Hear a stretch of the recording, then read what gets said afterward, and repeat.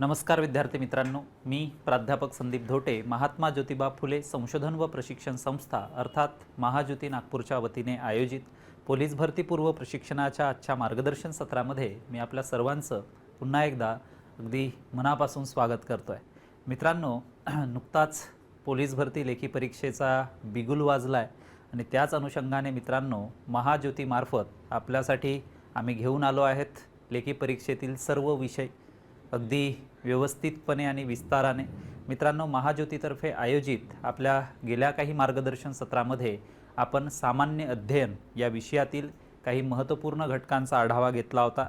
या महत्त्वपूर्ण घटकांमध्ये आपण इतिहास, भूगोल, सामान्य विज्ञान, अर्थशास्त्र, चालू घडामोडी व भारतीय राज्यघटना व पंचायत राज मधील काही महत्त्वपूर्ण घटकांचा आढावा घेतला होता.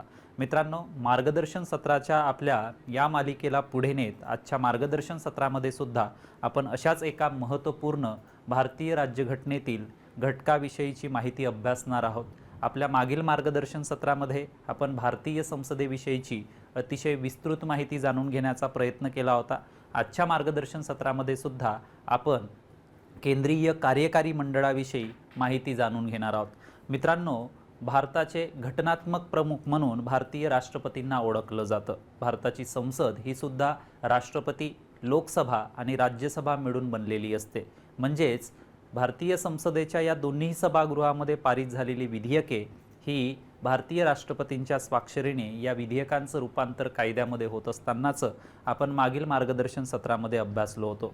आता जरी भारताचे राष्ट्रपती हे भारताचे घटनात्मक प्रमुख असले तरी मात्र वास्तविक सत्ता ही केंद्रीय कार्यकारी मंडळाच्या हातामध्ये असते असं आपल्याला म्हणता येईल. त्यामध्ये पंतप्रधान आणि मंत्रिमंडळ यांच्या हातामध्ये देशाची खरी वास्तविक सत्ता असते. आणि त्याच अनुषंगाने मित्रांनो, आजच्या या आपल्या मार्गदर्शन सत्रामध्ये याच आपल्या केंद्रीय कार्यकारी मंडळाबद्दल आपण जाणून घेण्याचा प्रयत्न करणार आहोत. सर्वप्रथम मित्रांनो, आपण केंद्रीय कार्यकारी मंडळातील समाविष्ट असलेले जे घटक असतील त्या घटकांविषयीची माहिती या ठिकाणी अभ्यासू.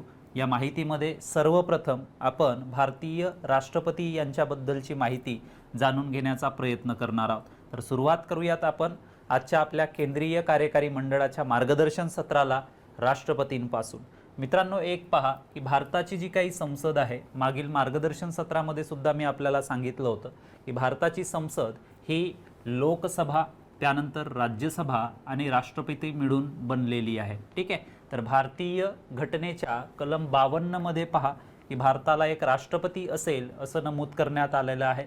भारताने लोकशाही शासन व्यवस्थेचा किंवा संसदीय शासन प्रणालीचा स्वीकार केला आहे आणि त्या अनुषंगानेच पहा की भारतीय लोकशाही पद्धतीमध्ये दुहेरी स्थान जे आहे ते दुहेरी स्थान शासन व्यवस्था दिसून येते. यामध्ये केंद्राचा जो कारभार असेल हा केंद्राचा कारभार संसदेमार्फत चालवला जातो, तर घटक राज्यांचा जो काही कारभार असेल हा घटक राज्यांचा कारभार राज्य विधिमंडळामार्फत चालवला जातो. ठीक आहे. त्या अनुषंगाने जर आपण पाहिलं मित्रांनो, तर या दोन्ही प्रकारच्या ज्या काही राजकीय सत्ता असतील, म्हणजे केंद्र स्तरावर भारतीय संसद आणि घटक राज्यीय स्तरावरती राज्य विधिमंडळ, तर या दोन्ही प्रकारच्या राजकीय सत्तेवर नियंत्रण ठेवण्यासाठी राष्ट्रपती हे जे पद आहे मित्रांनो, हे पद भारतीय संविधानाने तयार केलेलं आहे. ठीक आहे. जसं यापूर्वी सुद्धा मी आपल्याला सांगितलं होतं की भारताचे राष्ट्रपती हे देशाचे सर्वोच्च प्रमुख असतात.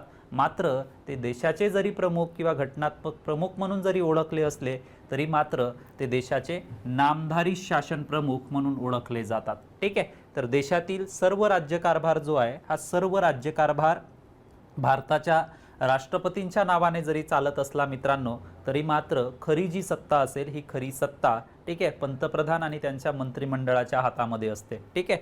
या उलट पहा की संसदेचा प्रत्येक कायदा जो असेल, प्रत्येक कायदा हा राष्ट्रपतींच्या सह्याने तयार होत असते. यापूर्वी सुद्धा आपण पाहिलं आहे की संसदेचे जे दोन सभागृह आहेत, लोकसभा किंवा राज्यसभा, यामध्ये पारित झालेली जी विधेयके असतील या विधेयकांचं रूपांतर हे राष्ट्रपतींच्याच स्वाक्षरीने किंवा सहीने कायद्यामध्ये होत असतं. ठीक आहे. तर त्या अनुषंगाने ही भारतीय राष्ट्रपतींसंदर्भातली माहिती आपल्याला येणाऱ्या आगामी पोलीस भरती लेखी परीक्षेच्या दृष्टिकोनातून अतिशय उपयुक्त आहे मित्रांनो. ठीक आहे. चला नेक्स्ट पाहूयात.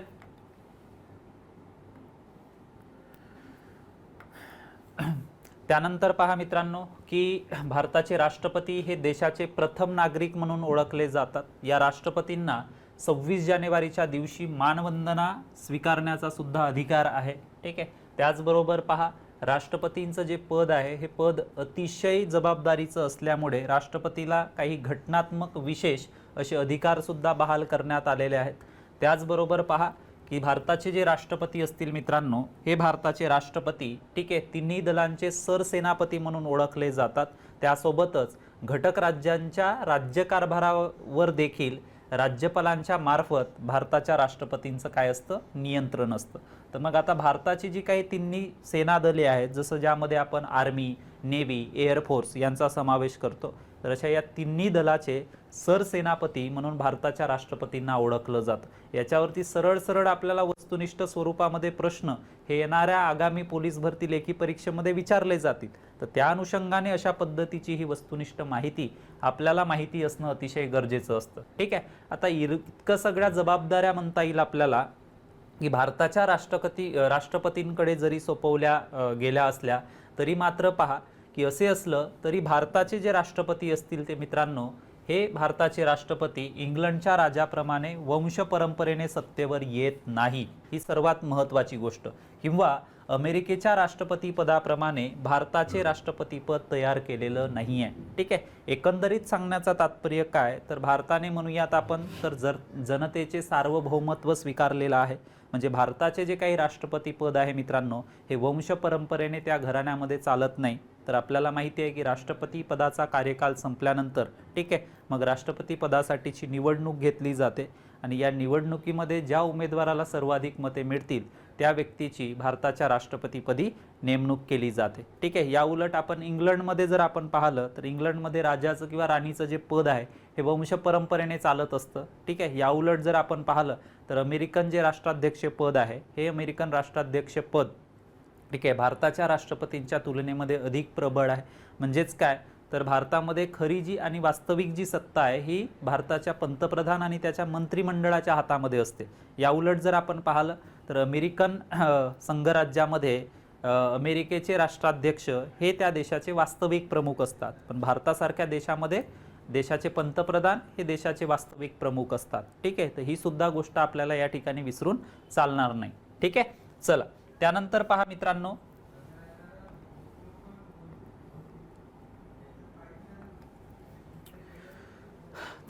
मित्रांनो की भारताच्या राष्ट्रपती पदाची जी परंपरा असेल ही परंपरा अतिशय महत्त्वाची आहे। परंपरा याचा अर्थ हा नाही की भारताचं राष्ट्रपती पद जे आहे ते परंपरेनुसार किंवा वंश परंपरेनुसार कुठल्या तरी घराण्यामध्ये चालतं, तर असं अजिबात नाही। राष्ट्रपती पदासाठीची जी परंपरा आहे ती परंपरा अतिशय महत्त्वाची यासाठी समजली जाते मित्रांनो।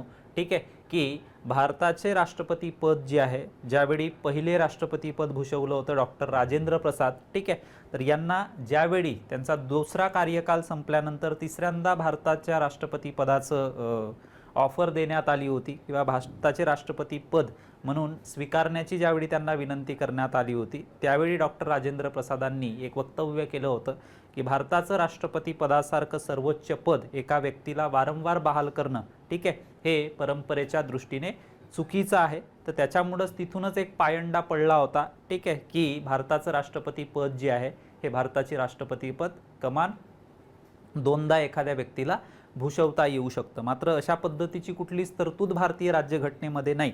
एखाद्या उमेदवाराने समजा जर निर्णय घेतला की त्याला तिसऱ्यांदा भारताच्या राष्ट्रपती पदाची निवडणूक लढवावयाची आहे अशा वेळीच तो लढवू शकतो। मात्र ही जी परंपरा असेल ही परंपरा भारताचे पहिले राष्ट्रपती पद भूषविणारे डॉक्टर राजेंद्र प्रसादांनी निर्माण केली होती। ठीक आहे, आणि तोच जो एक प्रघात आहे मित्रांनो तो प्रघात आजही चालू असल्याचं आपल्याला दिसून येतं। ठीक आहे, त्यानुसार पहा की भारताचे पहिले राष्ट्रपती म्हणून डॉक्टर बाबू राजेंद्र प्रसाद यांनी भारताचं पहिलं राष्ट्रपती पद भूषवलं होतं।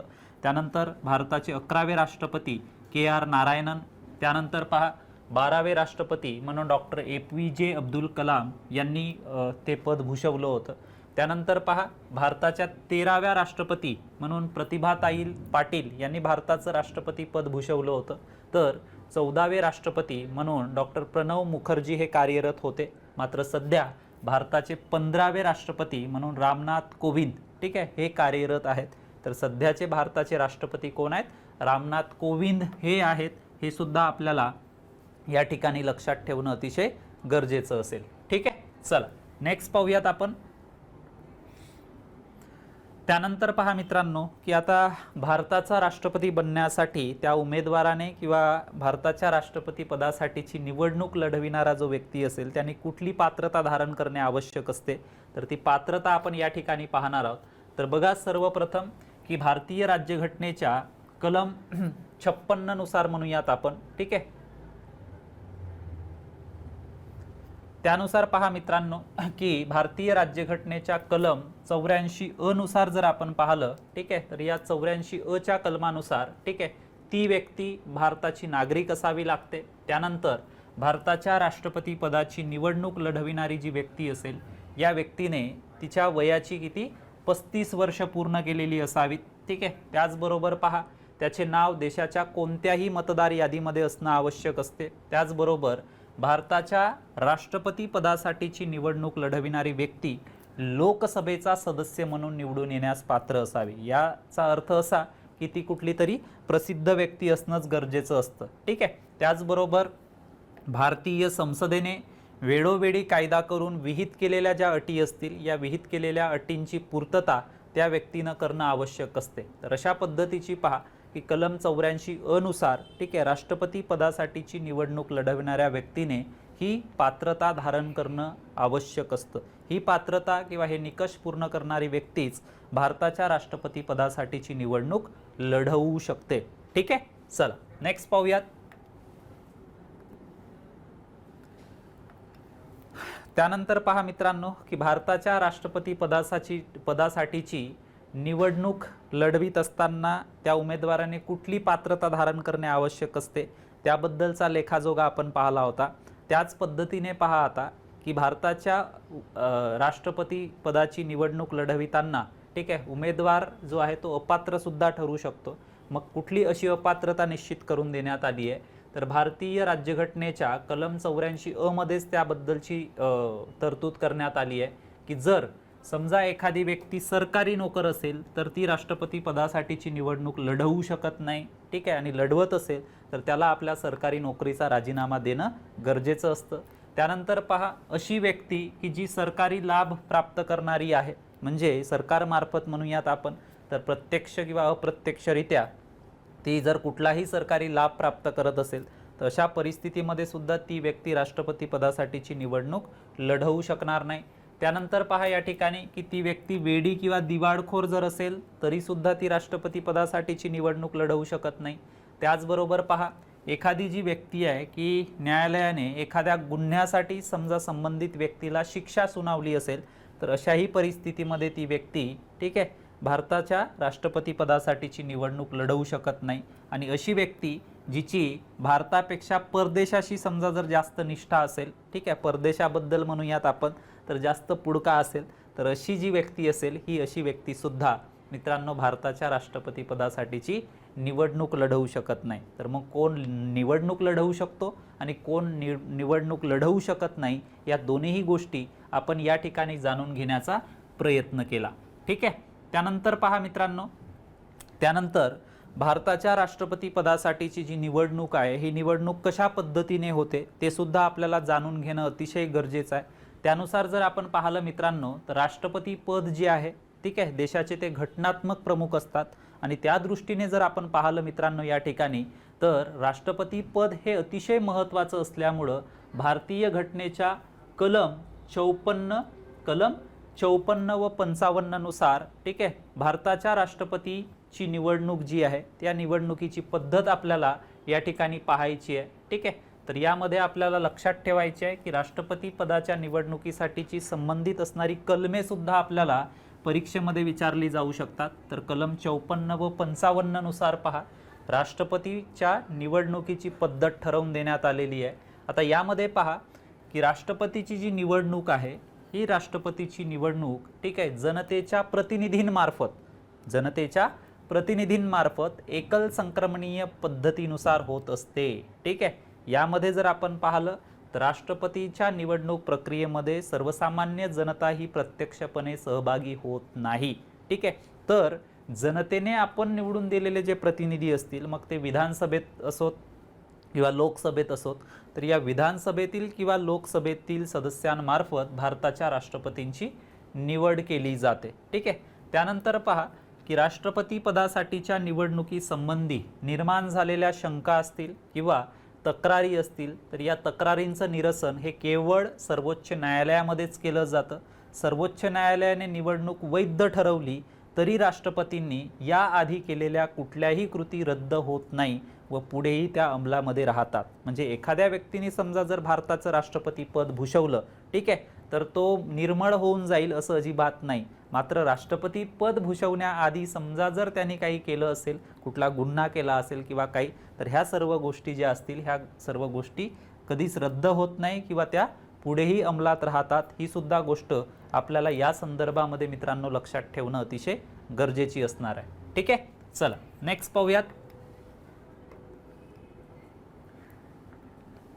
त्यानंतर पहा मित्रांनो, मग आता राष्ट्रपती पदासाठीची निवडणूक लढवून राष्ट्रपती पदावर विराजमान होणारी जी व्यक्ती असेल, ठीक आहे, तर मग या राष्ट्रपती पदासाठीचा कार्यकाल किती आहे, तर पहा परत एकदा की भारतीय संविधानाच्या घटना कलम 83 नुसार राष्ट्रपतींचा जो कार्यकाल आहे हा कार्यकाल 5 वर्ष इतका निश्चित करण्यात आलेला आहे.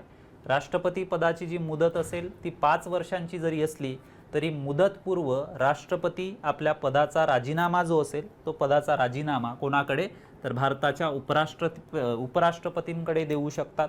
त्याचबरोबर पहा की भारताच्या राष्ट्रपती पदावर विराजमान असलेली व्यक्ती जी असेल या व्यक्तीने भारतीय घटनेचा भंग केला असेल किंवा कुठल्याही प्रकारचं घटनाविरोधी कृत्य केले असेल तर अशा परिस्थितीमध्ये राष्ट्रपतीवरती संसदेमध्ये महाभियोगाचा खटला चालविला जातो आणि त्याला पदावरून दूर केलं जातं. ठीक आहे. तर हा जो महाभियोगाचा खटला आहे हा खटला जर सिद्ध झाला तर राष्ट्रपतीला आपल्या पदाचा राजीनामा द्यावा लागतो किंवा पदाचा त्याग करावा लागतो. ठीक आहे. तर एक व्यक्ती जी आहे ही एक व्यक्ती राष्ट्रपती पदासाठी किमान 2 वेळा निवडणूक लढवू शकते. अशा पद्धतीची तरतूद मात्र मित्रांनो भारतीय राज्यघटनेमध्ये नाही. ही परंपरा जी आहे ती परंपरा भारतीय राष्ट्रपती, पहिले राष्ट्रपती भारताचे डॉक्टर राजेंद्र प्रसाद, तर यांनी ही परंपरा जी आहे ती तयार केली असं आपल्याला म्हणता येईल. आणि त्यानुसार मग आता एक व्यक्ती राष्ट्रपती पदासाठीची किमान 2 वेळा निवडणूक लढवू शकते अशा पद्धतीची एक प्रघात, ठीक आहे, किंवा एक परंपरा बनली आहे. बाकी भारतीय राज्यघटनेमध्ये अशा पद्धतीची कुठलीही तरतूद असल्याचं आपल्याला दिसून येणार नाही. ठीक आहे. चल नेक्स्ट पाहूयात. त्यानंतर पहा मित्रांनो, वेतन, भत्ते आणि सुविधा, की भारतीय राष्ट्रपतींना वेतन किती मिळतं, भत्ते कसे दिले जातात, कुठल्या कुठल्या सुविधा त्यांनी भारताचे राष्ट्रपती पद भूषवल्यानंतर त्यांना मिळतात, ह्या सुद्धा गोष्टी आपल्याला पाहणं गरजेचं आहे. तर 2018-19च्या अर्थसंकल्पानुसार बघा मित्रांनो की राष्ट्रपतींचा जो पगार आहे हा पगार वाढवून किती, तर 5 लाख रुपये प्रति महिना इतका करण्यात आलेला आहे. 5 लाख रुपये प्रति महिना इतका करण्यात आलेला आहे. त्याशिवाय जर आपण पाहिलं तर त्यांच्या पदाला साजेल व शोभेल अशा सर्व सुविधांनी युक्त राष्ट्रपती भवन हे निवासस्थान सुद्धा भारताच्या राष्ट्रपतीपदी निवड होणाऱ्या व्यक्तीला मिळत असतं. ठीक आहे. त्याचबरोबर पहा मित्रांनो, कार्यालयीन कामासाठी, ठीक आहे, कार्यकालीन कामांसाठी देशी विदेशी प्रवास सुद्धा भारताच्या राष्ट्रपतींना मोफत असतो. ठीक आहे. आणि त्यांचे एकदा निश्चित झालेले वेतन जे असतील हे वेतन कोणीही कमी करू शकत नाही. मात्र जर देशामध्ये कलम 360 नुसार आर्थिक आणीबाणी समजा जर लागू करण्यात आली तर अशा परिस्थितीमध्येच फक्त त्यांच्या वेतनामध्ये कपात केली जाऊ शकते. इतर कुठल्याही परिस्थितीमध्ये भारतीय राष्ट्रपतींच्या वेतनामध्ये कपात केली जाऊ शकत नाही. ठीक आहे. सोबतच पहा की राष्ट्रपती पदावरून म्हणूयात आपण त्यांचा कार्यकाल पूर्ण झाल्यानंतर भारताचं राष्ट्रपती पद भूषवणाऱ्या व्यक्तीला निवृत्ती वेतन सुद्धा प्राप्त करण्याचा अधिकार आहे. तर त्या अनुषंगाने त्यांच्या शेवटचा जो काही पगार असेल या पगाराच्या 50% इतकी रक्कम त्यांना निवृत्ती वेतन म्हणून प्राप्त होत असते. ही सुद्धा गोष्ट आपल्याला या ठिकाणी लक्षात ठेवणं अतिशय गरजेची आहे. ठीक आहे. तर अशा पद्धतीचे राष्ट्रपतींचे वेतन आणि भत्ते व सुविधा ज्या आहेत त्या सुविधा त्यांना उपलब्ध असतात, ज्यांच्याबद्दलची माहिती आपण या ठिकाणी जाणून घेण्याचा प्रयत्न केला. ठीक आहे. चला नेक्स्ट पाहूयात.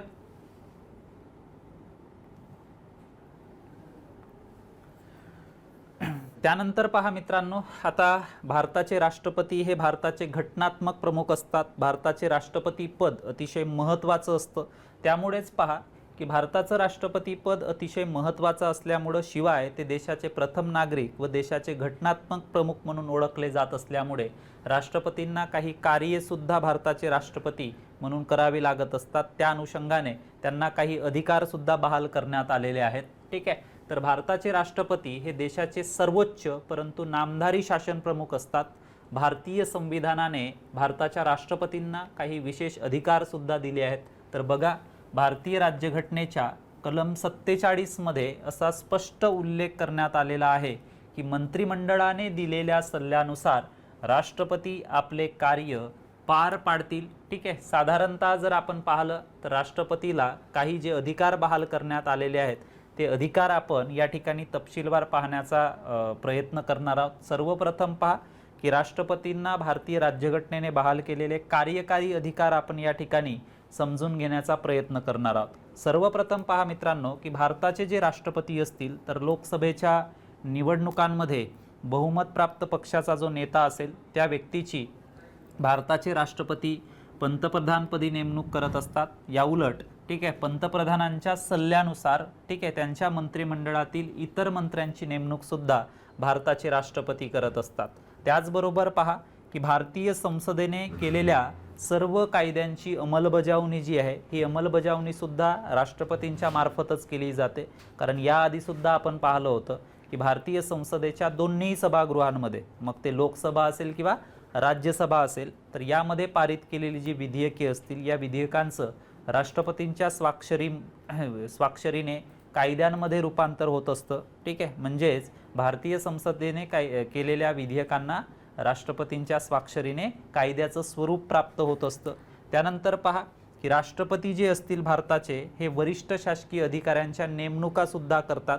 त्यामध्ये प्रामुख्याने पहा महालेखापाल, महान्यायवादी, निवडणूक आयुक्त, केंद्रीय लोकसेवा आयोगाचे अध्यक्ष आणि त्याचे सदस्य, त्यानंतर बँकेचे गव्हर्नर, रिझर्व्ह बँकेचे गव्हर्नर, त्यासोबतच राज्यपाल इत्यादी काही महत्त्वपूर्ण व्यक्तींच्या नेमणुका सुद्धा भारताच्या राष्ट्रपती मार्फत केले जातात. तर हे सर्व त्यांचे काय आहेत, कार्यकारी अधिकार आहेत.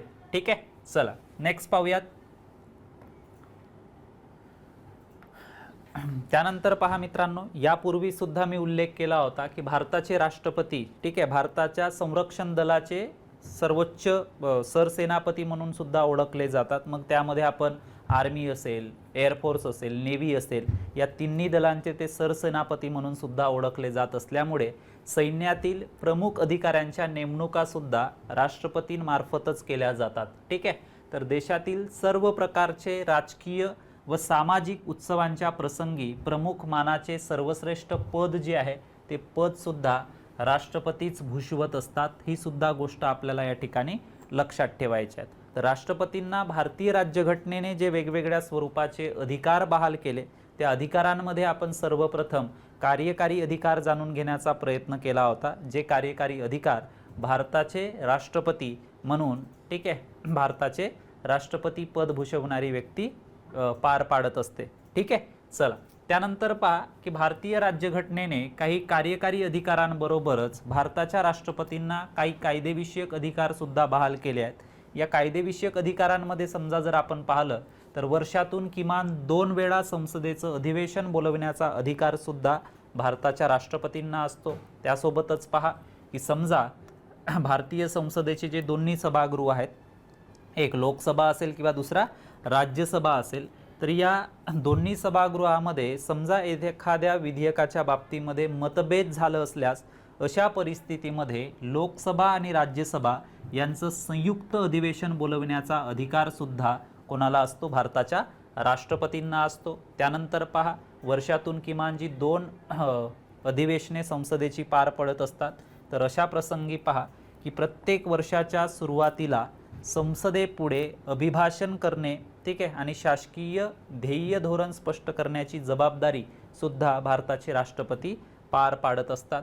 त्याचबरोबर पहा संसदेच्या दोन्ही सभागृहामध्ये काही सदस्यांची भारताचे राष्ट्रपती नेमणूक करू शकतात. ठीक आहे. जसं आपण अगदी सुरुवातीलाच पाहिलं होतं लोकसभा आणि राज्यसभेचा अभ्यास करत असताना की जसं लोकसभेची जी सदस्य संख्या आहे, ठीक आहे, या लोकसभेची सदस्य संख्या आपण पाहिली होती की 545, ठीक आहे, 545. या 545 सदस्य संख्येपैकी 2 जे काही अँग्लो इंडियन समाजातील व्यक्ती असतील तर यांची लोकसभेचे सदस्य म्हणून राष्ट्रपती नियुक्ती करत असतात. या उलट राज्यसभेमध्ये जर आपण पाहिलं तर राज्यसभेमध्ये कला, साहित्य, विज्ञान, ठीक आहे, शास्त्र, क्रीडा यासारख्या क्षेत्रातून नामवंत अशा 12 व्यक्तींची नेमणूक करण्याचा अधिकार सुद्धा भारताच्या राष्ट्रपतींना असतो. त्यामुळेच आपण या ठिकाणी म्हटलं आहे की संसदेच्या दोन्ही सभागृहामध्ये काही सदस्यांची नेमणूक भारताचे राष्ट्रपती करू शकतात. त्यानंतर पहा की संसदेने पास केलेल्या प्रत्येक विधेयकाला राष्ट्रपतींची संमती घ्यावी लागते, कारण राष्ट्रपतींच्याच स्वाक्षरीने किंवा सहीने त्या विधेयकाचं रूपांतर कायद्यामध्ये होत असतं. ठीक आहे, तर ह्या सुद्धा गोष्टी आपल्याला भारताच्या राष्ट्रपतींच्या संदर्भामध्ये जाणून घेणं अतिशय आवश्यक आहे. ठीक आहे, त्यानंतर पहा कार्यकारी व कायदेकारी अधिकारांबरोबरच काही अर्थविषयक अधिकार सुद्धा भारतीय राज्यघटनेने भारताच्या राष्ट्रपतींना बहाल केलेले आहेत. आता मग हे अर्थविषयक अधिकार कोणते, तर सर्वप्रथम पहा की राष्ट्रपतीची पूर्वसंमती किंवा पूर्व परवानगी घेतल्याशिवाय कुठल्याही प्रकारचं अर्थविधेयक हे संसदेपुढे मांडता येत नाही. ठीक आहे, त्याचबरोबर पहा हे पुरवणी अंदाजपत्रक, ठीक आहे, ज्याला आपण बजेट हा शब्द वापरतो, तर पुरवणी अंदाजपत्रक संसदेपुढे मांडण्याची व्यवस्था जी आहे ती व्यवस्था सुद्धा राष्ट्रपती करत असतात. राष्ट्रपतीच्या संमतीशिवाय, ठीक आहे, सरकारला संसदेकडे अनुदानाची मागणी करता येत नाही. देशाची जी संचित निधी आहे या देशाच्या संचित निधीवरती सुद्धा राष्ट्रपतींचंच नियंत्रण असते. ठीक आहे, त्याचबरोबर केंद्र सरकार आणि घटक राज्य सरकार यांच्यातील करविषयक उत्पन्नाची जी वाटणी आहे, ठीक आहे, या करविषयक उत्पन्नाची वाटणी सुद्धा राष्ट्रपती करत असतात. त्याचबरोबर पहा देशांमध्ये समजा नवीन कर लादावयाचा असेल तर देशामध्ये नवीन कर लादण्याविषयीचे किंवा कमी करण्याविषयीचं विधेयक जे आहे हे विधेयक सुद्धा राष्ट्रपतींच्या संमतीशिवाय लोकसभेमध्ये मांडता येत नाही. तर अशा पद्धतीचे काही अर्थविषयक अधिकार सुद्धा भारतीय राज्यघटनेने मित्रांनो भारताच्या राष्ट्रपतींना बहाल केलेले आहेत. ठीक आहे, चला नेक्स्ट पाहूयात आपण.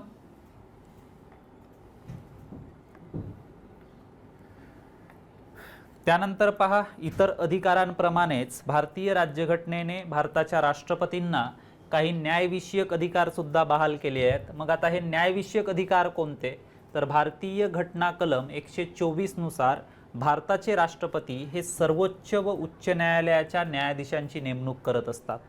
सर्वोच्च व उच्च न्यायालयाच्या न्यायाधीशांची नेमणूक करत असतात. त्याचबरोबर पहा की न्यायालयाने एखाद्या व्यक्तीला शिक्षा केल्यास त्याची शिक्षा कमी करण्याचा, रद्द करण्याचा अधिकार सुद्धा भारताच्या राष्ट्रपतींना बहाल करण्यात आलेला आहे. त्याचबरोबर पहा की राष्ट्रपतीला विशिष्ट घटनेच्या बाबतीमध्ये सर्वोच्च न्यायालयाकडून सल्ला विचारणा सुद्धा अधिकार आहे. ठीक आहे, तर अशा प्रसंगी सर्वोच्च न्यायालय भारताच्या राष्ट्रपतींना घटनात्मक सल्ला देऊ शकतो, मात्र तो घटनात्मक सल्ला भारताच्या राष्ट्रपतींवरती बंधनकारक नसतो. ही सुद्धा गोष्ट आपल्याला या ठिकाणी लक्षात ठेवणं गरजेची आहे. त्यानंतर पहा सर्वोच्च व उच्च न्यायालयाच्या न्यायाधीशांवरती महाभियोगाचा खटला सिद्ध झाला तर अशा परिस्थितीमध्ये त्या सर्वोच्च व उच्च न्यायालयाच्या न्यायाधीशांना पदावरून दूर करण्याचा अधिकार सुद्धा भारताच्या राष्ट्रपतींना असतो. तर इतके सारे न्यायविषयक अधिकार भारताच्या राष्ट्रपतींना प्राप्त आहेत. ठीक आहे, तर त्यामुळे ह्या सर्व गोष्टी सुद्धा आपल्याला भारताच्या राष्ट्रपतींच्या अनुषंगाने मित्रांनो लक्षात ठेवणं अतिशय गरजेचे आहेत. ठीक आहे, त्या अनुषंगानेच म्हणूयात आपण तर भारताचे राष्ट्रपती पद अतिशय महत्त्वाचं बनलेलं आहे. ठीक आहे, त्यानंतर पहा की इतर काही महत्त्वाच्या अधिकारांबरोबरच भारताच्या राष्ट्रपतींना काही आणीबाणी विषयक अधिकार सुद्धा बहाल करण्यात आले आहेत. मग आता हे आणीबाणी विषयक अधिकार काय असतात, तर भारतीय घटनेच्या 18व्या भागामध्ये कलम 352 ते कलम 360 यामध्ये आणीबाणी विषयक तरतुदी दिल्या आहेत. ठीक आहे, तर घटना कलम 352 नुसार बाह्य आक्रमण किंवा युद्धाच्या परिस्थितीमध्ये समजा राज्याची सुरक्षितता धोक्यात आली, ठीक आहे, अशी परिस्थिती जर निर्माण झाली तर भारताचे राष्ट्रपती जे असतील हे भारताचे राष्ट्रपती, ठीक आहे, आणीबाणी घोषित करू शकतात, ठीक आहे. त्यानंतर पहा घटना कलम 356 नुसार एखाद्या घटक राज्यांमध्ये राजकीय अस्थिरता निर्माण झाल्यास राष्ट्रपती त्या ठिकाणी आणीबाणी घोषित करू शकतात, ज्याला राष्ट्रपती राजवट या नावाने ओळखलं जातं. त्यानंतर पहा घटनात्मक कलम, ठीक आहे, 360 नुसार संपूर्ण देशामध्ये किंवा विशिष्ट घटक राज्यांमध्ये आर्थिक अस्थिरता निर्माण झाली असेल तर अशा परिस्थितीमध्ये भारताचे राष्ट्रपती तेथे आर्थिक आणीबाणी करू शकतात, ठीक आहे. ही तिन्ही कलमे मित्रांनो आपल्याला या ठिकाणी लक्षात ठेवायचं आहे. जसं कलम 352 नुसार म्हणूयात आपण, तर देशात राष्ट्रीय आणीबाणी जी आहे ती लागू केली जाऊ शकते. त्यानंतर कलम 356 नुसार पहा की घटनेनुसार समजा एखाद्या घटक राज्याचं राज्यकारभार चालू नसेल तर अशा परिस्थितीमध्ये तिथे राष्ट्रपती राजवट, ठीक आहे, किंवा ज्याला घटक राज्यीय आणीबाणी असं म्हणतो आपण, ठीक आहे, ती लागू केली जाऊ शकते, ठीक आहे. त्यानंतर भारतीय राज्यघटनेच्या कलम 360 नुसार समजा देशाची आर्थिक परिस्थिती किंवा आर्थिक कणा जो आहे तो आर्थिक कणा कमकुवत झाला असेल तर अशा परिस्थितीमध्ये सुद्धा भारताचे राष्ट्रपती देशामध्ये कलम 360 नुसार आर्थिक आणीबाणी लागू करू शकतात. आणि जसं आपण पाहिलं होतं की राष्ट्रपतींच्या वेतनामध्ये कपात करण्याचा अधिकार जो आहे तो कोणालाच नाही आहे. कुठल्याही परिस्थितीमध्ये राष्ट्रपतींचं वेतन किंवा मानधन यांच्यामध्ये कपात होऊ शकत नाही.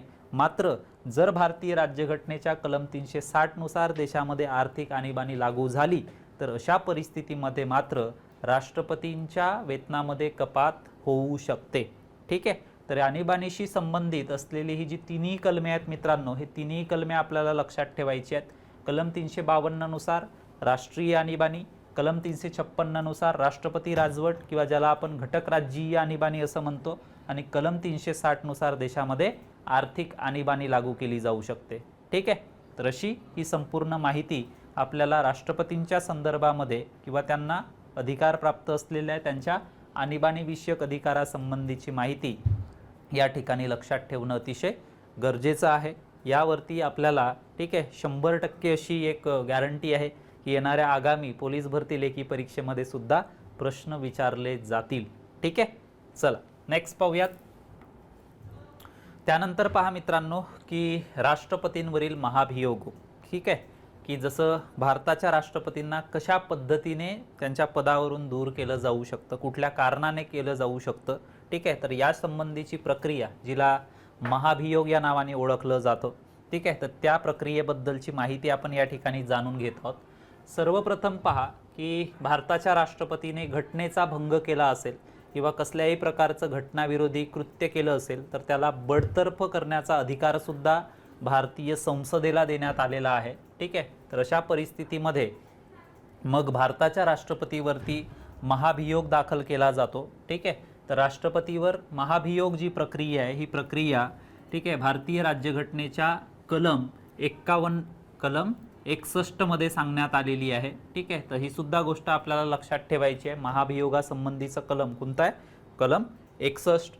त्यानंतर पहा की संसदेच्या कुठल्याही एका सभागृहामध्ये, मग लोकसभा असो किंवा राज्यसभा असो, तर संसदेच्या कोणत्याही एका सभागृहामध्ये राष्ट्रपतीने घटनाभंग केल्याचा जो ठराव असेल हा ठराव सर्वप्रथम मांडावा लागतो, ठीक आहे. हा ठराव जो आहे हा ठराव एकूणच लोकस्वरूपाचा असावा लागतो, म्हणजे त्यासाठी बाकीच्या इतर सदस्यांचा सुद्धा पाठिंबा असावा लागतो. व त्यासाठी पहा की सभागृहातील किमान 1/4 म्हणजे 25% सभासदांची या ठरावाला मान्यता असावी लागते, ठीक आहे. त्यानंतर पहा की हा ठराव मांडण्यापूर्वी राष्ट्रपतीला मात्र की भारताच्या राष्ट्रपतींवरती महाभियोग दाखल केला जाणार आहे, ठीक आहे, याची जी पूर्वसूचना असेल ही पूर्वसूचना भारताच्या राष्ट्रपती पदावर कार्यरत असलेल्या व्यक्तीला 14 दिवस अगोदर द्यावी लागते.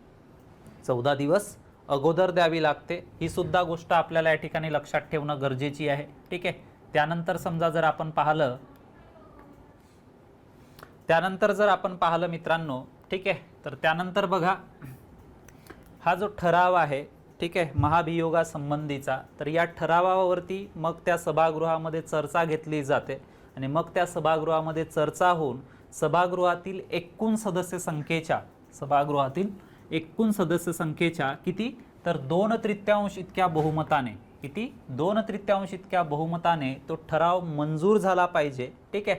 आरोप बहुमताने सिद्ध न झाल्यास तो जो ठराव असेल महाभियोगासंबंधीचा तो ठराव तिथेच रद्द होतो. ठीक आहे. मग आता एका सभागृहाने आरोपपात्र ठीक आहे आरोपपत्र ठेवल्यानंतर दुसऱ्या सभागृहामध्ये त्या आरोपपत्राची चौकशी होते. ठीक आहे. त्यानंतर मग सभागृहाच्या चर्चेच्या वेळी स्वतः किंवा आपल्या प्रतिनिधींच्या मार्फत भारताचे राष्ट्रपती आपली बाजू सुद्धा मांडू शकतात. ठीक आहे. तशा पद्धतीचा अधिकार राष्ट्रपतीला घटनेनेच बहाल केलेला आहे.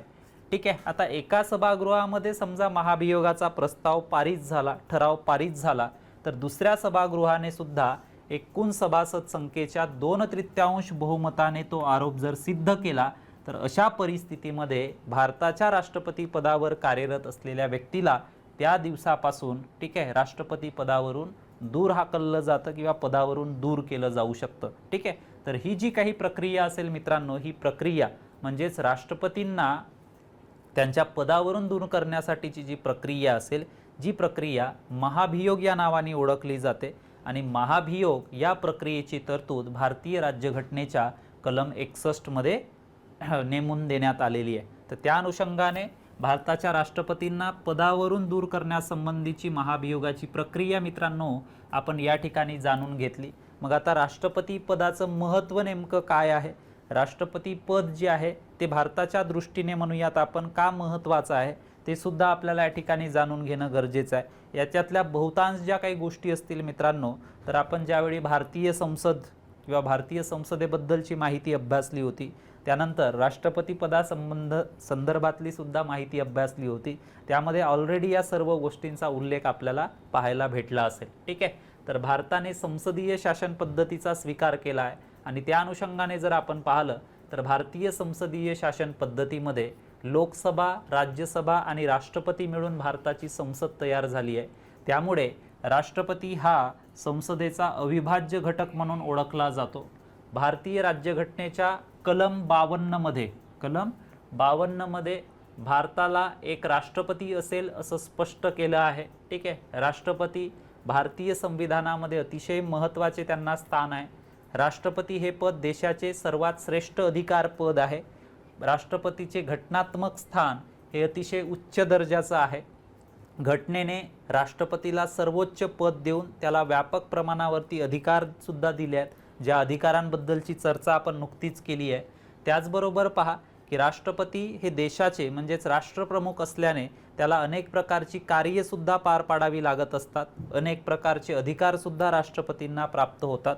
त्या अधिकारांबद्दलची माहिती आपण ऑलरेडी यापूर्वी अभ्यासली आहे. एकंदरीत काय की भारताचे जे राष्ट्रपती असतील मित्रांनो, ते राष्ट्रपती देशाचे पहिले नागरिक म्हणून ओळखले जातात.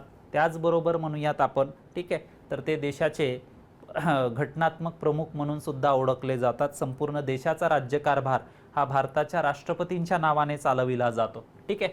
त्यानंतर पहा की भारतीय शासन व्यवस्थेमध्ये आपल्याला 2 प्रमुख पाहायला भेटत असतात, एक राष्ट्रपती आणि दुसरे भारताचे पंतप्रधान.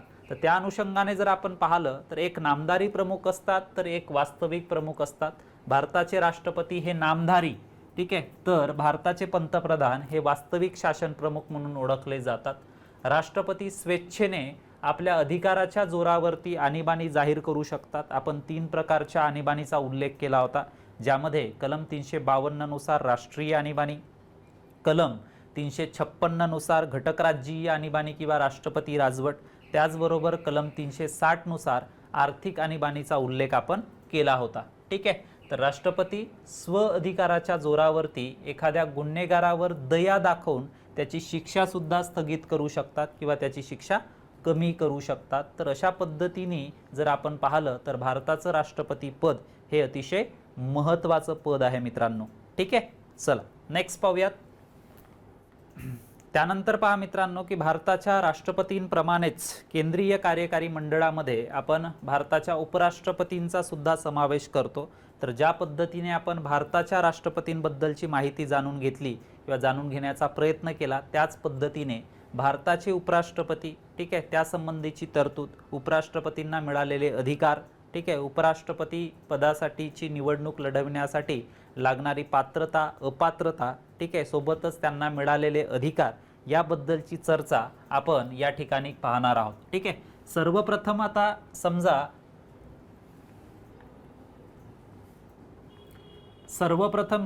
आपण या ठिकाणी भारताचे जे उपराष्ट्रपती आहेत यांच्याबद्दलची थोडक्यात पार्श्वभूमी जाणून घेऊयात। सर्वप्रथम पहा की ज्याप्रमाणे भारतीय राज्यघटनेमध्ये कलम 52 मध्ये ठीक आहे राष्ट्रपती पदाची तरतूद करण्यात आलेली आहे मित्रांनो, त्याचप्रमाणे ठीक आहे कलम 63 मध्ये उपराष्ट्रपती ज्याला आपण व्हाईस प्रेसिडेंट या नावाने ओळखतो, तर या उपराष्ट्रपती पदाची सुद्धा तरतूद करण्यात आली आहे। भारताचे उपराष्ट्रपती हे पद अमेरिकेच्या उपराष्ट्रपती पदानुसार घेण्यात आलेलं आहे।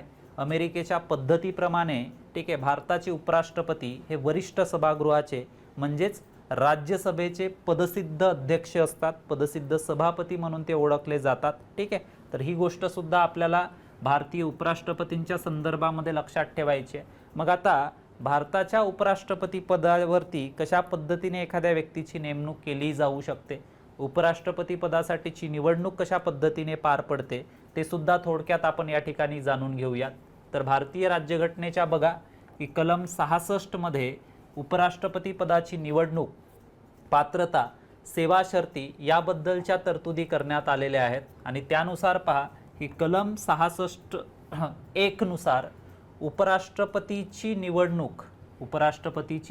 जी निवडणूक आहे ती राष्ट्रपतीप्रमाणेच एका निर्वाचक गणाकडून अप्रत्यक्षपणे एकल संक्रमणीय प्रमाणशीर प्रतिनिधित्वाच्या पद्धतीनुसार गुप्त मतदान पद्धतीने होत असते। ठीक आहे, तर हा जो निर्वाचक गण आहे, जो निर्वाचित गण ठीक आहे उपराष्ट्रपतींना निवडून देत असतो, तर या निर्वाचक गण संसदेच्या दोन्ही सभागृहांचे सदस्य मिळून बनत असतो। म्हणजेच काय, तर लोकसभेची जी काही सदस्य संख्या आहे 545 आणि राज्यसभेची जी सदस्य संख्या आहे 245। ठीक आहे, तर हे जे सदस्य असतील हे सदस्य मित्रांनो यांना निवडून देत असतात।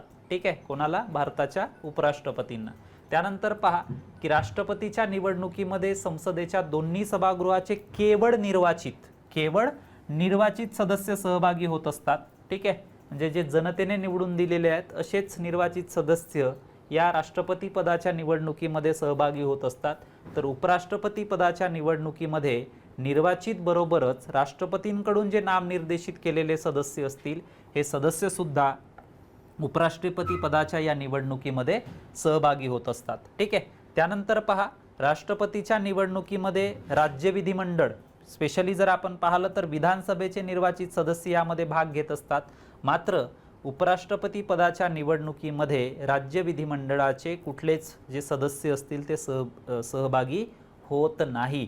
ठीक आहे, तर ह्या ज्या काही थोडक्यात गोष्टी आहेत मित्रांनो, अतिशय महत्त्वाच्या तरतुदी आहेत राष्ट्रपती आणि उपराष्ट्रपती पदाच्या निवडणुकीच्या संदर्भामध्ये। ह्या सर्व गोष्टी आपल्याला यांच्या निवडणुकांच्या संदर्भामध्ये लक्षात ठेवायच्या आहेत की उपराष्ट्रपती पदासाठीच्या निवडणुकीमध्ये कोण कोण सहभागी होतात आणि राष्ट्रपती पदासाठीच्या निवडणुकीमध्ये कोण कोण सहभागी होतात, ह्या गोष्टी सुद्धा आपल्याला जाणून घेणं अतिशय गरजेचं आहे।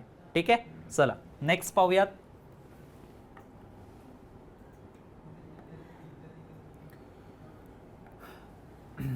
त्यानंतर पहा मित्रांनो, आता उपराष्ट्रपती पदाच्या काही सेवा शर्ती सुद्धा नेमून देण्यात आलेल्या आहेत। जसं भारतीय राज्यघटनेच्या पहा कलम 66(2) मध्ये उपराष्ट्रपती पदाच्या सेवा शर्ती देण्यात आलेल्या आहेत। उपराष्ट्रपती संसदेचा सदस्य तसेच राज्य विधिमंडळाचा सदस्य असणार नाही। अशा सदस्याची उपराष्ट्रपती म्हणून नियुक्ती झाली तर पदग्रहण केल्याच्या तारखेपासून संबंधित जागा रिक्त असल्याचं मानण्यात येईल। ठीक आहे, तर ही गोष्ट आपल्याला उपराष्ट्रपती पदांच्या संदर्भामध्ये लक्षात ठेवणं गरजेचं आहे की ते राज्य विधिमंडळाचे किंवा संसदेचे सदस्य असत नाही आणि जर असले तर ज्यावेळी ते भारताचं उपराष्ट्रपती पद भूषवतील त्या दिवशीपासून म्हणूयात आपण त्यांचं जे काही सदस्यत्व पद आहे ते रद्द होईल, कुठलं, संसदेचं किंवा राज्य विधिमंडळाचं। ठीक आहे, चला नेक्स्ट पाहूयात। त्यानंतर पहा मग आता की उपराष्ट्रपती पदासाठीची निवडणूक लढविण्यासाठी त्या उमेदवाराने कुठली पात्रता धारण करणे आवश्यक आहे, तर ती पात्रता आपण या ठिकाणी जाणून घेण्याचा प्रयत्न करत आहोत। तर भारतीय राज्यघटनेच्या कलम 66(3) व 4 मध्ये उपराष्ट्रपती पदासाठीची पात्रता नेमून देण्यात आली आहे मित्रांनो। ज्या पद्धतीने आपण राष्ट्रपतींची पात्रता अभ्यासली होती त्याच पद्धतीने उपराष्ट्रपती पदासाठीची पात्रता सुद्धा आपण या ठिकाणी अभ्यासत आहोत। सर्वप्रथम पहा की उपराष्ट्रपती पदासाठीची निवडणूक लढवणारी व्यक्ती भारताचा नागरिक असणं गरजेचं आहे। त्याचबरोबर त्यांनी वयाची 35 वर्ष पूर्ण केलेली असावीत। त्याचबरोबर पहा की उपराष्ट्रपती पदासाठीची निवडणूक लढविणारी व्यक्ती ही राज्यसभेचा सदस्य म्हणून निवडून येण्यास पात्र असावी लागते। त्याचबरोबर त्याने भारत सरकारच्या किंवा राज्य शासनाच्या नियंत्रणाखालील कुठल्याही प्रकारचं लाभाचं पद धारण केलेलं नसावं। ठीक आहे, राष्ट्रपती, उपराष्ट्रपती, राज्यपाल, केंद्राचा किंवा राज्याचा मंत्री ही लाभाची पदे मानली जात नाहीत, ही गोष्ट लक्षात ठेवायची।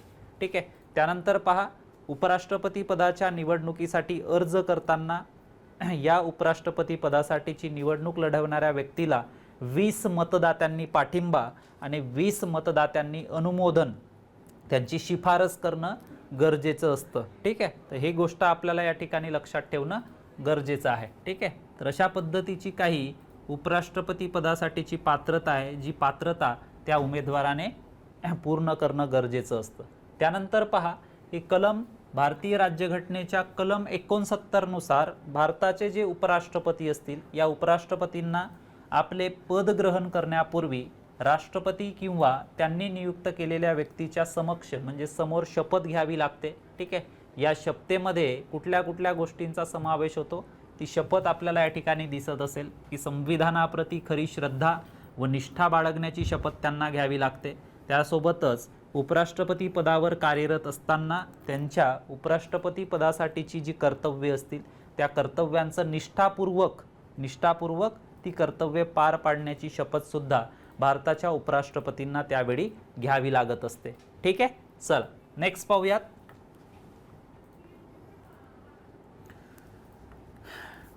त्यानंतर पहा मित्रांनो की भारताचे सर्वोच्च प्रमुख असलेले भारताचे राष्ट्रपती यांना भारताच्या राष्ट्रपतींप्रमाणेच भारताच्या उपराष्ट्रपतींना सुद्धा ठीक आहे काही पदावधी नेमून देण्यात आलेला आहे। म्हणजेच कार्यकाल जो आहे तो उपराष्ट्रपती पदांसाठीचा कार्यकाल सुद्धा भारतीय राज्यघटनेमध्ये नेमून देण्यात आले आहे। ठीक आहे, तर भारतीय राज्यघटनेच्या कलम 67 नुसार ठीक आहे भारताच्या उपराष्ट्रपती पदाचा जो पदावधी आहे किंवा कार्यकाल आहे तो किती आहे, 5 वर्ष इतका आहे।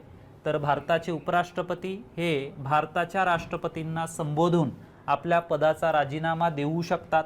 उपराष्ट्रपती यांना पदावरून दूर करण्यासाठी ठीक आहे प्रयोगाची गरज नसते। उपराष्ट्रपती यांना पदावरून दूर करण्याचा औपचारिक ठराव हा प्रथम राज्यसभेमध्ये बहुमताने मंजूर झाल्यानंतर लोकसभेने त्याला संमती देणं गरजेचं असतं।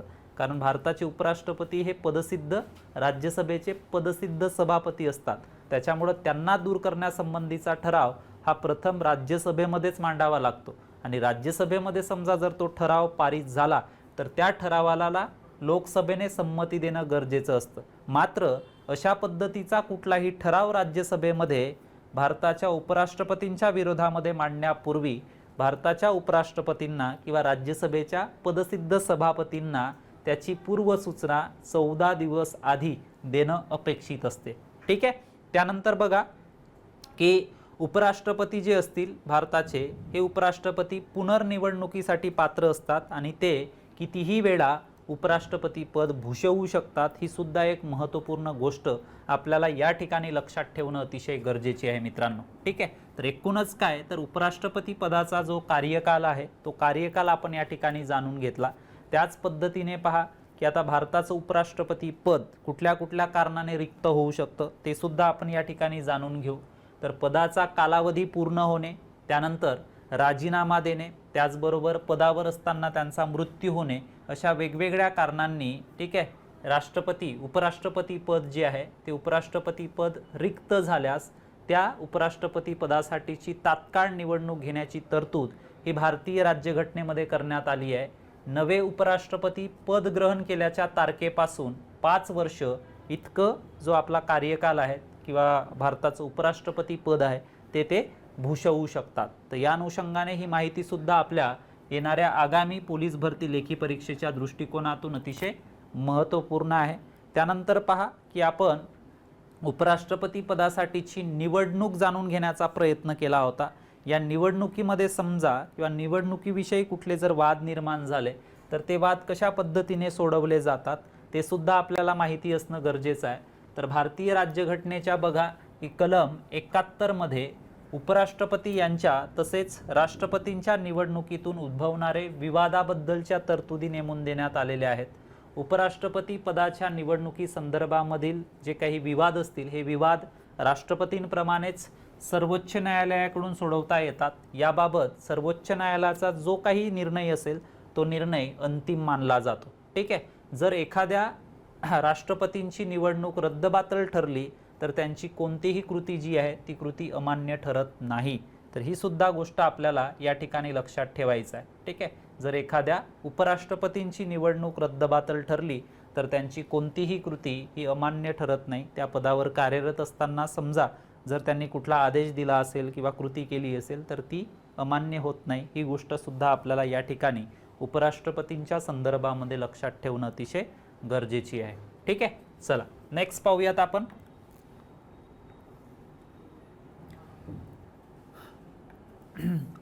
त्यानंतर पहा मित्रांनो की भारतीय राज्यघटनेने भारताच्या राष्ट्रपतींप्रमाणेच भारताच्या उपराष्ट्रपतींना सुद्धा काही अधिकार बहाल केलेले आहेत। ते अधिकार आपण या ठिकाणी जाणून घेणार आहोत। ठीक आहे, तर सामान्य परिस्थितीमध्ये राष्ट्रपतींना उपराष्ट्रपती म्हणून कोणतेही कार्य नसते। अशा वेळी राज्यसभेचे पदसिद्ध सभापती म्हणून ते कार्य करतात।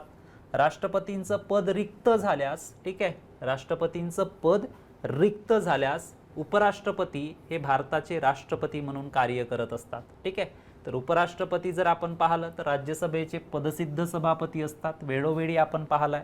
म्हणून राज्यसभेमध्ये लोकसभा अध्यक्षांप्रमाणेच कार्य व अधिकार राष्ट्रपतींना आपोआपच प्राप्त होत असतात। त्यानंतर पहा राष्ट्रपतींचं समजा जर पद रिक्त झालं, ठीक आहे, तर अशा परिस्थितीमध्ये उपराष्ट्रपती जे असतील ते भारताचे नवीन राष्ट्रपती पद ग्रहण करेपर्यंत भारताचे राष्ट्रपती म्हणून कार्य करत असतात। तर असं जास्तीत जास्त 6 महिन्यांसाठी भारताचे उपराष्ट्रपती हे भारताचे राष्ट्रपती म्हणून कार्य करू शकतात। ठीक आहे, त्यानंतर पहा उपराष्ट्रपती जेव्हा भारताचे राष्ट्रपती असतात त्यावेळी ते राज्यसभेचे सभापती असत नाही। म्हणजे एका वेळी त्यांना एकच भूमिका निभावली जाऊ शकते त्यांच्याकडून। ज्यावेळी ते भारताचे राष्ट्रपती म्हणून कार्य करत असतील त्यावेळी ते राज्यसभेचे सभापती पद भूषवू शकत नाही। आणि उपराष्ट्रपती पहा जेव्हा राष्ट्रपती असतात तेव्हा त्यांना भारताच्या राष्ट्रपतींप्रमाणेच राष्ट्रपती पदाचे सर्व अधिकार आणि त्यांचे जे काही वेतन भत्ते म्हणूयात आपण उन्मुक्ती प्राप्त होत असतात। ही सुद्धा गोष्ट आपल्याला भारताच्या उपराष्ट्रपतींच्या संदर्भामध्ये लक्षात ठेवणं अतिशय गरजेचे आहे। कारण आपल्याला अशा पद्धतीचे वेगवेगळे प्रश्न जाणीवपूर्वक गोंधळात टाकण्यासाठी विचारले जाऊ शकतात। ठीक आहे, मग आता भारताच्या उपराष्ट्रपतींना काही पगार व भत्ते सुद्धा भारतीय राज्यघटनेने नेमून दिली आहेत। मग आता हे पगार व भत्ते किती मिळतात, कसे असतात ते सुद्धा आपण या ठिकाणी जाणून घेऊयात की घटनेने भारताच्या उपराष्ट्रपतींना कोणताही पगार, ठीक आहे, व भत्ते प्रदान केलेले नाही आहेत। त्यांना राज्यसभेचा पदसिद्ध सभापती या नात्यानेच पगार आणि वेतन प्राप्त होत असतात। तर 2018 आणि 19चा जो अर्थसंकल्प पार पडला तर या 2018-19च्या अर्थसंकल्पानुसार राष्ट्रपतींचा जो पगार आहे हा पगार वाढवून 4 लाख रुपये प्रति माह इतका करण्यात आलेला आहे। ठीक आहे, त्यानंतर बघा स्वतंत्र भारताचे पहिले उपराष्ट्रपती म्हणून डॉक्टर सर्वपल्ली राधाकृष्णन यांची नेमणूक करण्यात आली होती। त्यांनी सलग 2 वेळा म्हणूयात आपण तर सर्वपल्ली राधाकृष्णन यांनी भारताचं उपराष्ट्रपती पद भूषवलं होतं। त्यांच्यानंतर डॉक्टर हमीद अन्सारी हे सलग 2 वेळा भारताचे उपराष्ट्रपती म्हणून कार्यरत होते। ठीक आहे, आणि सध्या जर आपण पाहिलं मित्रांनो तर सध्या व्यंकय्या नायडू हे भारताचे उपराष्ट्रपती आहेत। ठीक आहे, तर त्याच्यामुळे ही काही वस्तुनिष्ठ माहिती सुद्धा भारताच्या उपराष्ट्रपतींच्या संदर्भामध्ये लक्षात ठेवणं अतिशय गरजेची आहे। ठीक आहे, चला नेक्स्ट पाहूयात। त्यानंतर पहा मित्रांनो की भारताच्या राष्ट्रपती व भारताच्या उपराष्ट्रपतींप्रमाणेच पंतप्रधान आणि त्याच्या मंत्रिमंडळाचा समावेश सुद्धा आपण केंद्रीय कार्यकारी मंडळामध्ये करत असतो। तर त्या अनुषंगाने मग भारताचे पंतप्रधान, ठीक आहे, आणि त्याच्या नेतृत्वाखालील मंत्रिमंडळ यांच्याबद्दलची माहिती सुद्धा थोडक्यात आपण या ठिकाणी जाणून घेण्याचा प्रयत्न करणार आहोत। ठीक आहे, तर सर्वप्रथम पहा आता, ठीक आहे, की राष्ट्रपती जे असतील हे राष्ट्रपती आपल्या देशाचे घटनात्मक किंवा संविधानात्मक प्रमुख म्हणून ओळखले जातात. मात्र त्यांच्या हातामध्ये म्हणूयात आपण तर नाममात्र सत्ता असते व प्रत्यक्षामध्ये प्रधानमंत्री आणि त्याचं जे मंत्रिमंडळ असेल हे मंत्रिमंडळ राज्यकारभार चालवत असतात. ठीक आहे. तर ज्या काही लोकसभेच्या निवडणुका होतात या लोकसभेच्या निवडणुकांमध्ये मित्रांनो बहुमत मिळवलेला जो पक्ष असेल हा पक्ष आपल्या नेत्याची प्रधानमंत्रीपदी निवड करावयाची हे ठरवितो आणि त्याच पक्षातील प्रधानमंत्र्यांच्या विश्वासू सहकाऱ्यांचा पंतप्रधानांच्या मंत्रिमंडळामध्ये समावेश होत असतो. ठीक आहे. तर अशा पद्धतीची एकंदरीत जी संरचना आहे ही संरचना पंतप्रधान आणि त्याच्या मंत्रिमंडळाच्या बाबतीमध्ये अवलंबली जाते. ठीक आहे. तर प्रधानमंत्री असतील किंवा त्याच्या मंत्रिमंडळातील मंत्री असतील हे मंत्री संसदेचे सदस्य असणे आवश्यक असते. समजा मंत्रीपदी नेमणूक करतेवेळी समजा जर ते संसदेचे सदस्य नसतील तर अशा परिस्थितीमध्ये त्यांना 6 महिन्यांच्या आत संसदेचं सदस्यत्व मिळवावं लागतं. संसदेचं सदस्यत्व म्हणजे एकतर लोकसभेचं सदस्यत्व पद किंवा एकतर राज्यसभेचं सदस्यत्व पद त्या मंत्र्यांना मिळवावं लागतं. त्यानंतर पहा प्रधानमंत्री व त्यांचं मंत्रिमंडळ खऱ्या अर्थाने राज्यकारभार करत असतात. ठीक आहे. याचाच अर्थ राज्यकारभाराची वास्तविक जी सत्ता आहे ही वास्तविक सत्ता प्रधानमंत्री व त्याच्या मंत्रिमंडळाकडे असते. जरी भारताचे राष्ट्रपती हे देशाचे प्रथम नागरिक असले देशाचे घटनात्मक प्रमुख असले तरी मात्र त्यांच्या हातामध्ये देशाची नाममात्र सत्ता असते. वास्तविक सत्ता ही प्रधानमंत्री आणि त्याच्या मंत्रिमंडळाच्याच हातामध्ये असते. ठीक आहे. चला नेक्स्ट पाहूयात आपण.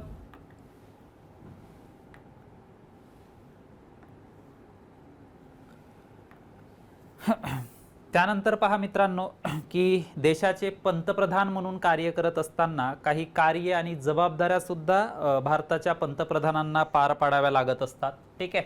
तर त्या सर्वप्रथम आपण या ठिकाणी जाणून घेऊयात. तर प्रधानमंत्र्यांना सर्वप्रथम आपले मंत्रिमंडळ तयार करावं लागतं. प्रधानमंत्री आपल्या पक्षातील विश्वासू सहकाऱ्यांना प्राधान्य देतातच पण त्याचबरोबर प्रशासकीय अनुभव राज्यकारभाराचे कौशल्य कार्यक्षमता विषयातील तज्ञता ठीक आहे यांचाही विचार ठीक आहे मंत्रिमंडळामध्ये मंत्र्याची निवड करताना पंतप्रधानामार्फत केला जातो. ठीक आहे. त्याचबरोबर पहा की मंत्रिमंडळामध्ये कोणाचा समावेश करावयाचा हे ठरविल्यानंतर प्रधानमंत्री त्यांच्यामध्ये खात्यांचं वाटप करताना आपल्याला दिसून येतात. ठीक आहे. जसं कोणी गृहमंत्री असू शकतो कोणी संरक्षण मंत्री असू शकतो. ठीक आहे. कोणी अवजड उद्योग मंत्री असू शकतो. ठीक आहे. कोणी वाहतूक व दळणवळण मंत्री असू शकतो. कोणी मानव व संसाधन विकास मंत्री असू शकतो. तर अशा पद्धतीचे खात्यांचं वाटप पंतप्रधानांच्या माध्यमातून केलं जातं. ठीक आहे. त्यानंतर पहा प्रधानमंत्री जे असतील हे प्रधानमंत्री मंत्रिमंडळाचं नेतृत्व करत असतात. मंत्रिमंडळाच्या सर्व बैठका ह्या प्रधानमंत्र्यांच्याच अध्यक्षतेखाली पार पडत असतात. त्यानंतर पहा की आपल्या मंत्रिमंडळातील मंत्र्यांमध्ये खाते वाटप किंवा खाते विभागणी झाल्यानंतर विविध खात्यांमध्ये सुसूत्रता राखणे खात्यांमधील परस्पर सहकार्य वाढविणे खात्यांचा कारभार कार्यक्षमतेने होत आहे किंवा नाही हे पाहणे अशा पद्धतीची वेगवेगळी कामे भारताचे पंतप्रधान म्हणून या प्रधानमंत्र्यांना पार पाडावी लागत असतात. ठीक आहे. तर ही काही प्रधानमंत्र्यांची कार्ये आपण या ठिकाणी पाहत आहोत.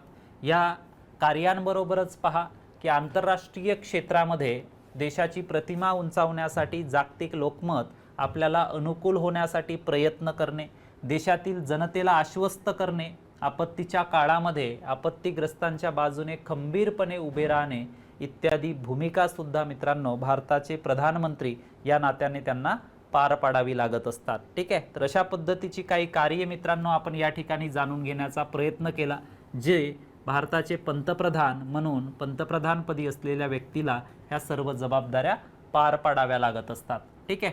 यानंतर समजा जर पाहायचं झालं मित्रांनो तर या ठिकाणी आपण पंतप्रधानाच्या नेतृत्वाखाली ज्या मंत्रिमंडळाची रचना केली जाते तर या मंत्रिमंडळाची सुद्धा काही कार्य आपल्याला या ठिकाणी पाहणं आवश्यक आहे. जसं पहा संसदीय शासन पद्धतीमध्ये मंत्रिमंडळ कायद्यांच्या निर्मितीमध्ये पुढाकार घेत असते त्याचा आराखडा तयार करून त्यावरती चर्चा केली जाते आणि नंतर ते संसदेच्या सभागृहामध्ये मांडलं जातं. तर हे जे मंत्रिमंडळ आहे हे मंत्रिमंडळ सर्व महत्त्वाच्या प्रश्नांवरती चर्चा करून निर्णय घेत असते. ठीक आहे. त्याचबरोबर पहा शिक्षण, शेती, उद्योग, आरोग्य, परराष्ट्र व्यवहार अशा अनेक विषयांवरती मंत्रिमंडळाला एक निश्चित धोरण किंवा कार्याची दिशा ठरवावी लागते। मंत्रिमंडळाने ठरवलेल्या धोरणाबाबत ठीक आहे संसदेला विश्वासामध्ये सुद्धा घ्यावं लागतं। त्यामुळे मंत्रिमंडळातील जे मंत्री असतील आपापल्या खात्याचे धोरण संसदेमध्ये मांडून त्यावरती चर्चा घडवून आणतात। ठीक आहे, त्यासोबतच संसदेकडून ते जी विधेयके असतील किंवा ठराव असतील ते ठराव मंजूर करून घेण्याचा प्रयत्न करत असतात। मंत्रिमंडळाची जी मुख्य जबाबदारी आहे मित्रांनो ती धोरणांच्या अंमलबजावणीसाठीची असते। संसदेने धोरणांना किंवा कायद्याच्या प्रस्तावांना मान्यता दिली की मंत्रिमंडळ त्या आपल्या ठरावाची काय करत असतात, अंमलबजावणी करत असतात। तर अशा पद्धतीची वेगवेगळी कार्ये मंत्रिमंडळामध्ये सहभागी असलेल्या या मंत्र्यांना ठीक आहे आपापल्या खात्यांच्या संदर्भामध्ये मित्रांनो ठीक आहे आपापल्या खात्याच्या संदर्भामध्ये निभवाव्या लागतात। ठीक आहे, तर अशा पद्धतीने मित्रांनो एकूणच आजच्या आपल्या मार्गदर्शन सत्रामध्ये आपण केंद्रीय कार्यकारी मंडळामध्ये भारताचे राष्ट्रपती, भारताचे उपराष्ट्रपती, भारताचे पंतप्रधान आणि त्यांच्या नेतृत्वाखालील त्यांचं मंत्रिमंडळ यांच्याबद्दलची अतिशय तपशीलवारपणे माहिती जाणून घेण्याचा प्रयत्न केला। मित्रांनो, महात्मा ज्योतिबा फुले संशोधन व प्रशिक्षण संस्था अर्थात महाज्योती नागपूरच्या वतीने असेच नवनवीन मार्गदर्शन सत्र आपल्यासाठी यापुढेही आयोजित केले जाणार आहेत। ज्या मार्गदर्शन सत्रांचा फायदा आपल्याला येणाऱ्या आगामी पोलीस भरती लेखी परीक्षेमध्ये निश्चितपणे होईल अशी अपेक्षा व्यक्त करतो व मी प्राध्यापक संदीप धोटे आपला निरोप घेतो। पुन्हा भेटूया आपल्या पुढील मार्गदर्शन सत्रामध्ये।